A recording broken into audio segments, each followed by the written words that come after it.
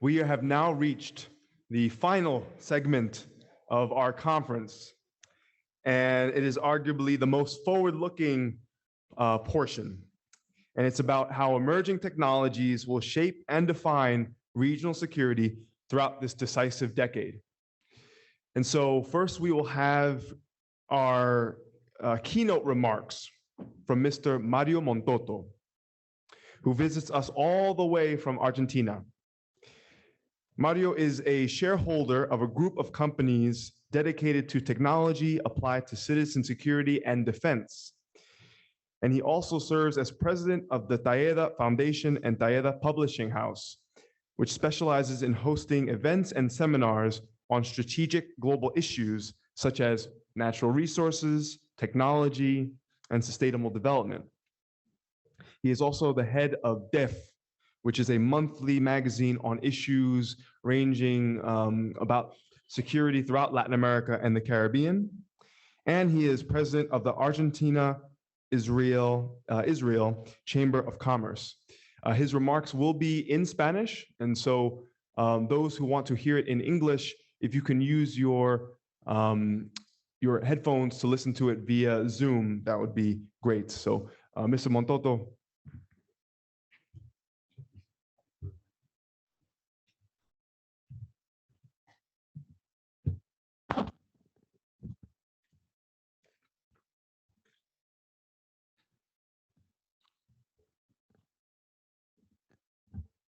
Buen día a todos.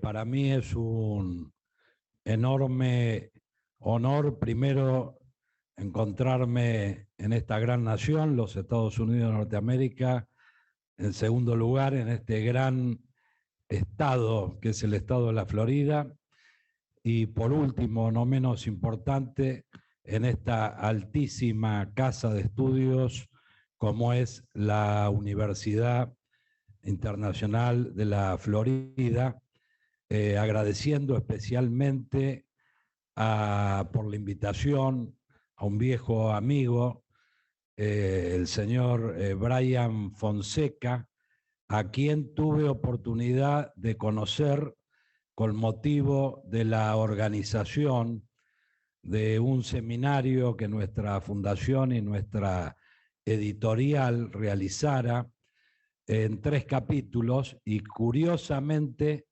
con el mismo nombre o con una palabrita agregada que era seguridad y desarrollo en el hemisferio.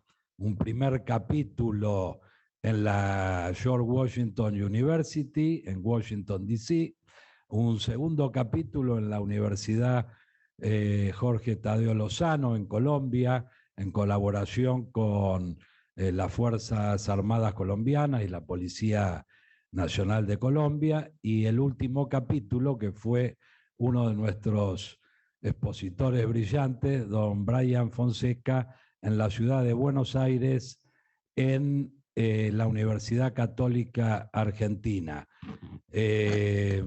No digo los años para no sentirnos tan viejos. Dicho esto, voy a comenzar no por donde lo tenía previsto, sino voy a hacer una mención al último panel, porque en mi país, la República Argentina, en el año 2018, después de un año de un proceso, de una licitación sumamente transparente en su proceso y con motivo de la realización de la cumbre del G20, se instaló el primer centro de comando y control con todas las especificaciones y estándares internacionales en la sede del Ministerio de Defensa. Quiero aclarar que este sistema, que hasta el día de hoy sigue funcionando en la República Argentina en el mismo ámbito, es una verdadera política de Estado que no siempre ocurre en nuestros países latinoamericanos, porque cuando cambian los gobiernos, cambian las políticas, las decisiones, lo que estaba bien hecho seguramente está mal y o no se sigue haciendo o se empieza de nuevo. En este caso, el cambio de gobierno no hizo más que seguir profundizando esta política de ciberdefensa y ciberseguridad. En la actualidad es conducida por el Comando Conjunto de las Fuerzas Armadas y es un buen ejemplo de algo que también se planteó acá en el panel anterior. Es un buen ejemplo de la combinación del Estado, de las actividades públicas, de las actividades de la iniciativa privada o de las empresas privadas y de la universidad, porque para poder poner en marcha en tiempo récord este sistema, hubo que recurrir a, entre otras, la Universidad Nacional de La Plata, no por ser mi ciudad de nacimiento, sino una de las universidades en este tema más prestigiosas de la República Argentina. Y conozco el tema en detalle porque fue una de mis compañías o una de las compañías donde yo soy accionista, la ganadora de este proceso licitatorio, y lo llevamos adelante en conjunto con una compañía del Estado de Israel llamada Rafael, que seguramente todos ustedes conocen porque son del mundo de la defensa. Fue esta compañía la que creó conjuntamente con otras el primer sistema de ciberdefensa y ciberseguridad que en la actualidad depende del primer ministro del Estado de Israel. Y como ustedes saben, Israel es uno de los países del mundo que recibe la mayor cantidad de ataques diarios en este tema de los ciber. Dicho esto, me plantearon hablar de la seguridad ciudadana. Nosotros en este grupo de empresas en la que participo, una de estas compañías, como decía recién el amigo que me presentó, tiene que ver con el mundo editorial, con el mundo también de la academia. ¿Y por qué señalo esto en primer lugar?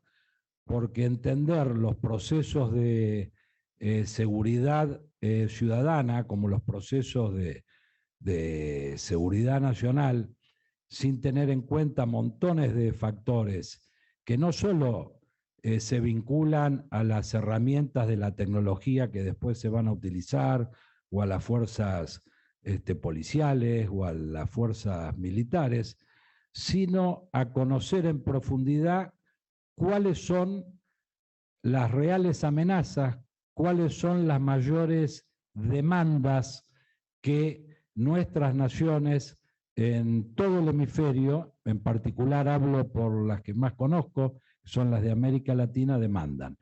Seguramente ustedes saben que en todos nuestros países la mayor demanda, si se hiciera una encuesta puntual, la mayor demanda es la seguridad. En todos nuestros países de América Latina, todos los ciudadanos reclaman en primer lugar seguridad. Por supuesto, siempre esto viene acompañado de las otras demandas que tienen que ver con el trabajo, la educación, la economía, pero la seguridad es el tema central. Justamente en estas publicaciones tenemos más de 17 años con una publicación de tipo mensual, que es la revista ADEF. Hemos publicado en este tiempo más de 35 libros, y justamente traje al estrado uno que tiene que ver con la ciberdefensa, que es parte de un grupo de libros que vamos a donarle hoy a la Universidad de la Florida para su biblioteca. En este compendio, coordinado por 2 ingenieros, resume las ponencias, las investigaciones de muchos investigadores argentinos en los temas de ciberseguridad y ciberdefensa. Pero retomando el tema de la seguridad ciudadana, hace más de 15 años tuvimos un poco, podríamos decir, la audacia de incorporar tecnología para mejorar la calidad de vida de los ciudadanos en cuanto a seguridad se refiere. Fuimos pioneros en nuestro país en los sistemas de videovigilancia urbana. Puedo decir que al día de hoy tenemos después de 15 años, más de 40.000 cámaras instaladas en todo el país. Solo la ciudad de Buenos Aires está llegando a casi 20.000 cámaras en la actualidad. Siempre me gusta aclarar, sobre todo en este público tan especializado y tan distinguido, que en el paso de los tiempos, lo que era una gran novedad hace unos cuantos años atrás, que era esto de la videovigilancia urbana, hoy por hoy una cámara se transformó en una especie de commodity, donde lo más importante es lo que desarrollan nuestros ingenieros en una de nuestras compañías del grupo, donde están justamente nuestros ingenieros de sistema, ya que todo el sistema de seguridad en los distintos lugares donde nosotros lo hemos instalado, corren por nuestro software, un software 100% propietario, al cual le hemos invertido a lo largo de estos años mucho dinero, mucho esfuerzo y mucho trabajo. ¿Por qué planteo esto? Porque, como bien decían en el panel también anterior, hoy no imaginamos estos sistemas sin mucha inteligencia artificial. No imaginamos estos sistemas sin analíticos muy fuertes que, entre otras cosas, permitan no solo en la prevención, sino en el caso de que se consuma un delito, toda la actividad forense, que, como ustedes entienden, la actividad forense está destinada a que la justicia pueda actuar de forma rápida, ya que estas imágenes se constituyen en prueba, o sea, es un material probatorio.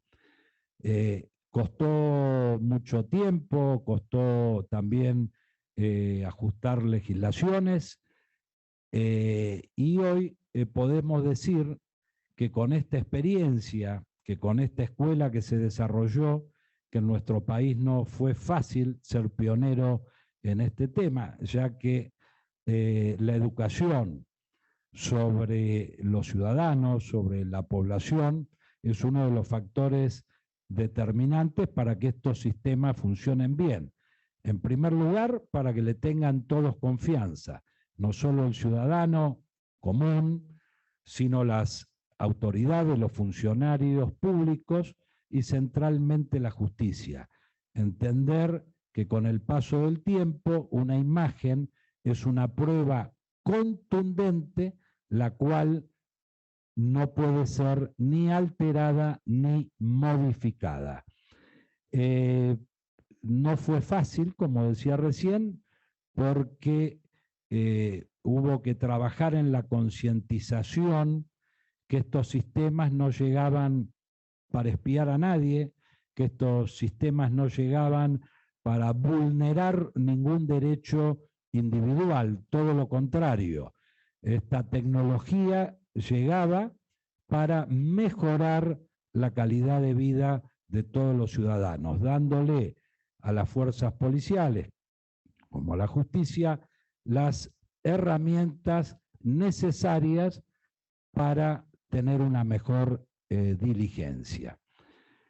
Fueron muchas las herramientas que con el tiempo después se fueron desarrollando sobre este sistema básico. Hoy no voy a nombrar todos porque el tiempo es tirano. Me han dicho que solo tengo 30 minutos. Así que en vez de hablar de mucha teoría general, que ustedes son todos académicos, especialistas además, me voy a concentrar en resultados de hechos concretos de alguna de las soluciones que nosotros tenemos o llevamos a la práctica en Argentina y en otros lugares de América Latina.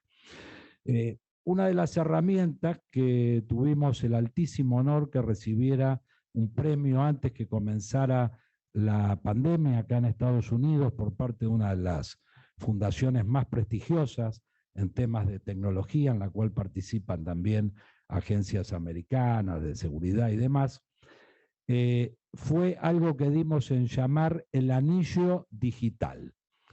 El anillo digital que hoy no solo se aplica a la ciudad de Buenos Aires, sino a otras ciudades también, que fue inspirada en una ciudad de la provincia de Buenos Aires, una ciudad pequeña que en poco tiempo se transformó en una de las ciudades más seguras de la Argentina, se llama Tigre, está a pocos kilómetros de la ciudad de Buenos Aires, donde este anillo lo que hace es cerrar digitalmente todas las entradas como las salidas de una ciudad. En el caso de la ciudad de Buenos Aires, que comunica, tiene, o sea, limita por un lado con el Río de la Plata, pero por otro con una avenida que se llama General Paz, que tiene 74 vasos comunicantes con la provincia de Buenos Aires, no hay vehículo que entre o salga de la ciudad que su patente, su placa patente no sea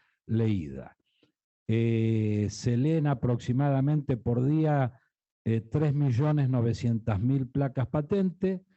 Esa lectura machea contra la base de datos del Ministerio de Justicia bueno, donde coinciden los ministerios de justicia de las provincias, las policías y demás, y si hay un vehículo que tiene un pedido de captura porque fue robado o porque está adulterada su patente o no coincide la placa patente con el modelo y el color del vehículo, que fue una verdadera innovación de nuestros ingenieros al sistema de reconocimiento de patente, automáticamente dispara una alerta, este vehículo es seguido por las cámaras ubicadas en los distintos lugares de las ciudades, dando intervención policial. Otra herramienta importante que nuestra compañía desarrolló después de muchos años de investigación, después de haber adquirido muchas licencias de compañías que habían creado los sistemas de reconocimiento facial y no convenciéndonos ninguna, decidimos hacer un desarrollo propio. Es una herramienta relativamente nueva que también merece la educación de no solo los ciudadanos, sino de todos los funcionarios públicos y sobre todo los funcionarios judiciales, de entender cómo funciona este sistema.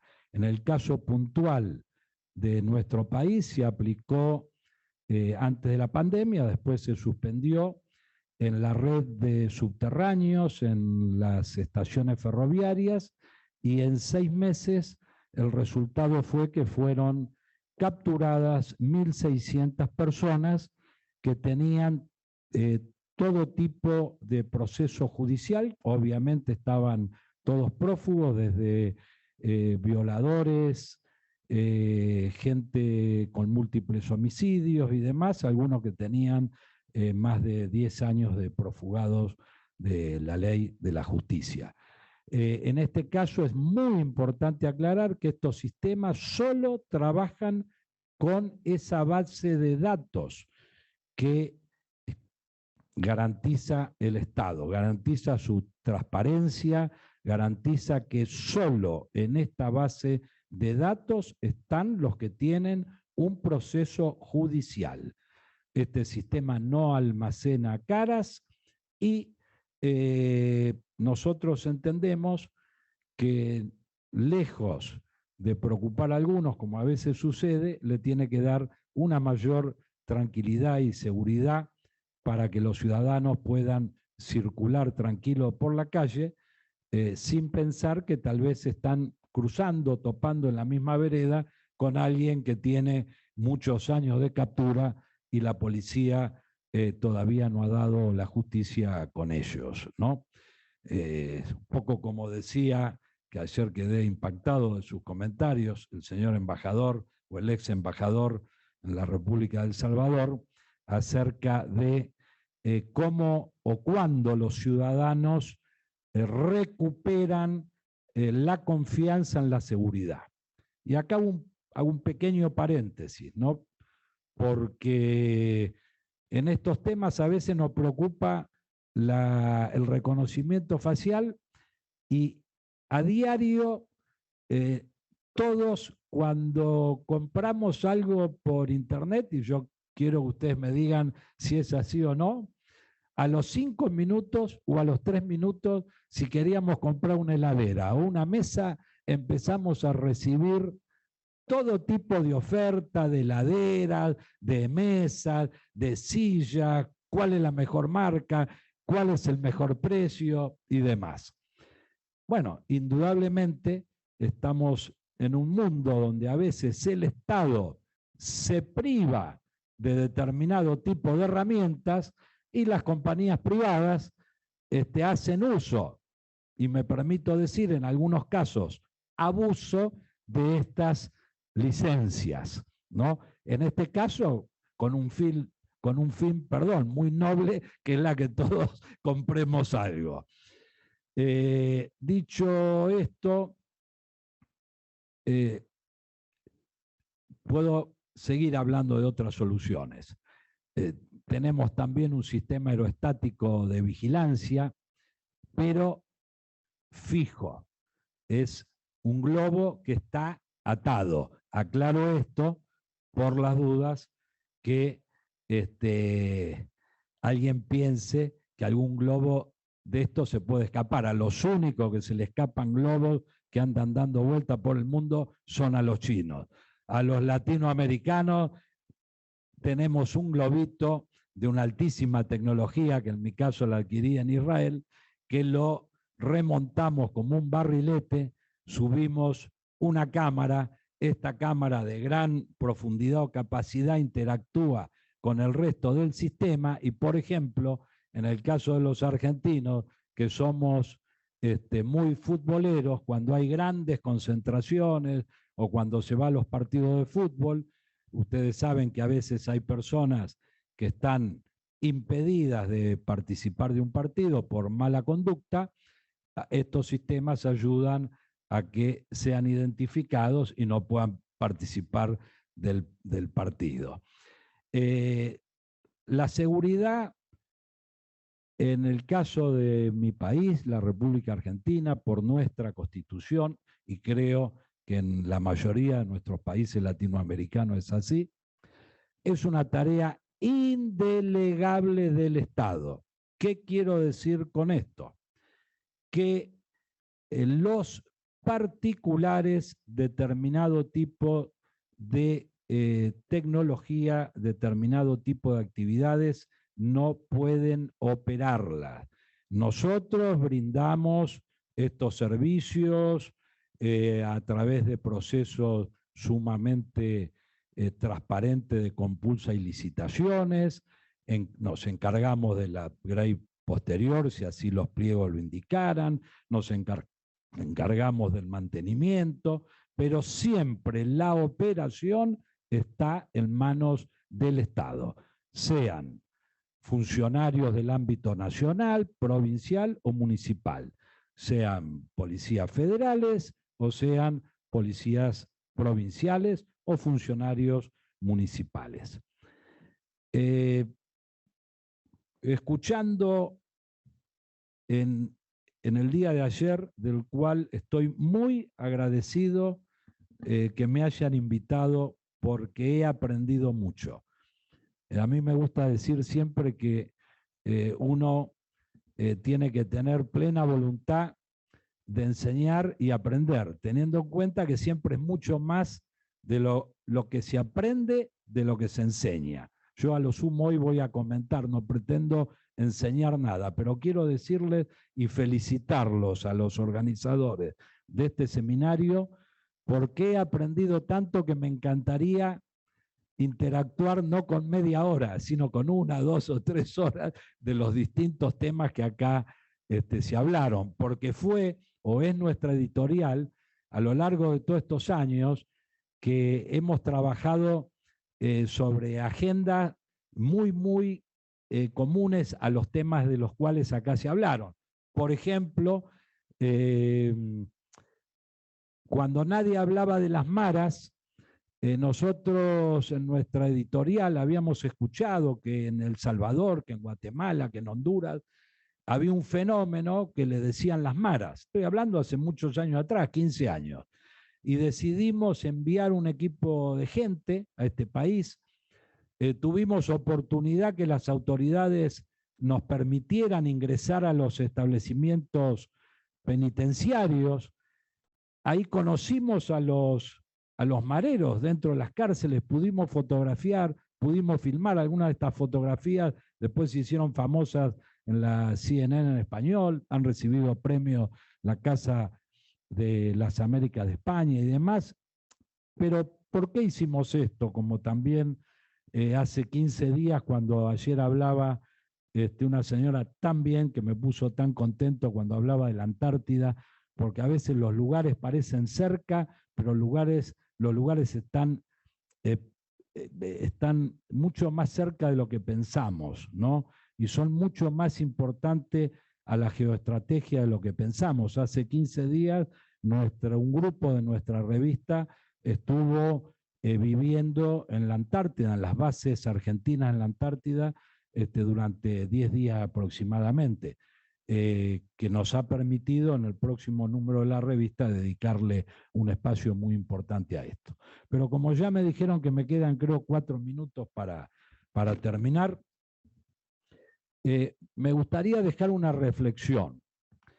En América Latina nos cuesta a veces mucho trabajo hablar de los temas de defensa, de seguridad, porque hay una reacción automática a vincularlos con determinado tipo de política, ¿no? Cuando uno habla mucho de seguridad, mucho de defensa, se interpreta como que uno está haciendo la apología de las políticas llamadas de derecha.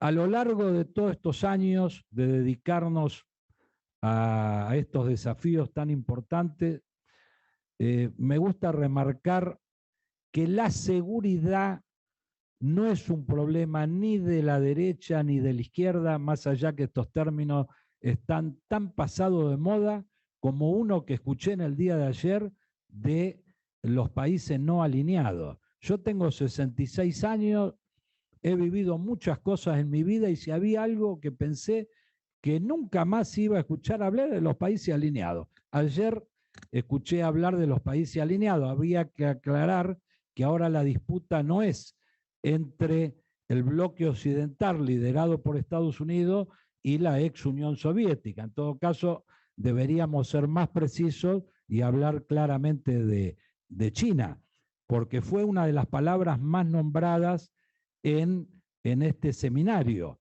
A veces, no se los voy a explicar a ustedes, que son todos formados en el mundo militar o en el mundo de la academia vinculado a la defensa. Cuando uno deja un espacio libre, hay otro que lo ocupa. Y ayer le recordaba al caballero Evan Ellis que en el año 2008 participé de un seminario organizado por la fundación, creo que eso, la consultora Booz Allen en Washington, y el título era La influencia de China en el año 2025. Y discutíamos y debatíamos 30 personas como si el año 2025 fuera la eternidad. Estamos a 2 años del 2025. En ese momento lo que yo planteaba es que a veces es difícil entender a los chinos en sus políticas. ¿Por qué? Porque la cultura china hace que ellos estén pensando y trabajando de acá 100 años. Nosotros tenemos otra cultura. Mi país sufre la depredación, que fue otro de los temas que acá se planteó en el tema de la pesca.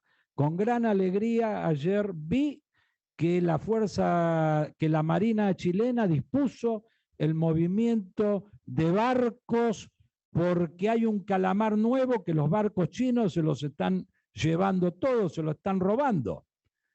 Entonces, cuando hablemos de cosas concretas, las cosas concretas son estas. La cosa concreta es, y no lo digo por ser un competidor de Huawei, lo digo porque la metodología de trabajo muchas veces de las compañías chinas no responden a los formatos a los cuales las compañías honestas, transparentes, como las que yo participo, estamos acostumbrados a trabajar. Para terminar, y siguiendo con esta idea de que la seguridad no es de un lado ni del otro, la seguridad es la seguridad, tengamos siempre presente que nuestros países, nuestros queridos países de América Latina, los que más sufren la inseguridad son los que menos tienen. Porque los que menos tienen, si están en una parada de autobús y le roban el sueldo o la quincena, le hacen un daño irreparable. Si le roban unas zapatillas o unas tenis, como se dice por estos lugares, el daño es muy grande. Aquellos que viven despotricando y diciendo que la seguridad es un tema, que solo hay que instalarlo porque le preocupa a la gente de mayor poder adquisitivo y demás. La gente de mayor poder adquisitivo, cuando le roban el automóvil, tiene un buen seguro y lo recupera. Tiene cámaras particulares en su casa y si aún es mucho más importante y tiene más dinero, tiene un auto blindado, tiene personal de seguridad y demás. Los más desprotegidos son los que menos tienen. En ellos son en los que tenemos que pensar. Me encantaría seguir hablando. Les agradezco muchísimo su atención. Le pido 1000 disculpas por haber hablado en español. My English is horrible. Horrible, horrible, horrible. De esta forma me van a entender mucho mejor. Muchísimas gracias. Felicitaciones a todos ustedes por participar y por escuchar y a los organizadores del seminario. Muchas gracias.